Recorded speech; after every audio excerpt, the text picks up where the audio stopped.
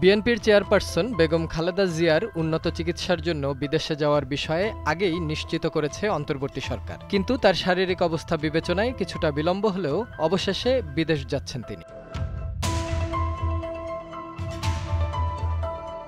উন্নত চিকিৎসার জন্য খালেদা জিয়াকে যুক্তরাষ্ট্রে নেওয়া হতে পারে। এজন্য বুধবার দুপুরে দেশটির ভিসার জন্য ঢাকার দূতাবাসে যান তিনি। দুপুর 2:15টার দিকে গুলশানের বাসা ফিরোজা থেকে রওনা হয় খালেদা জিয়াকে বহনকারী গাড়ি।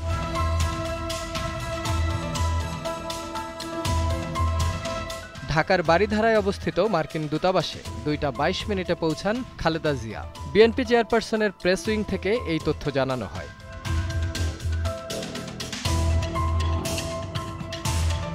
বিএনপির একাধিক সূত্র থেকে জানা গেছে, মার্কিন দূতাবাসে আমেরিকার ভিসার জন্য ফিঙ্গারপ্রিন্ট দিতে সেখানে যান বেগম জিয়া। আগামী ডিসেম্বরে তিনি প্রথমে যুক্তরাজ্যে যাবেন, সেখান থেকে যুক্তরাষ্ট্রে যাওয়ার কথা রয়েছে তার।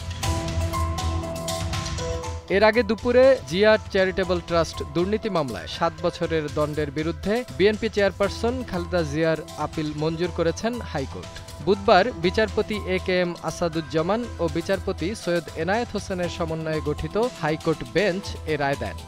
তিনবারের প্রধানমন্ত্রী আদালত বলেছেন, লাইন বাই লাইন আমি এভিডেন্সগুলো পড়ে দেখেছি এবং আপনারা যে সাবমিশন দিয়েছেন এই সাবমিশনের আইনগত ভিত্তি রয়েছে, সেই জন্য আমি আপিলটি মঞ্জুর করলাম, অর্থাৎ অ্যালাউ করলাম। মূল কথাটা আমরা যেটা সবসময় বলে আসছি যে ন্যায় বিচার প্রতিষ্ঠিত হলে, আইনের শাসন প্রতিষ্ঠিত হলে দেশনেত্রী বেগম খালেদা জিয়া ন্যায় বিচার পাবেন।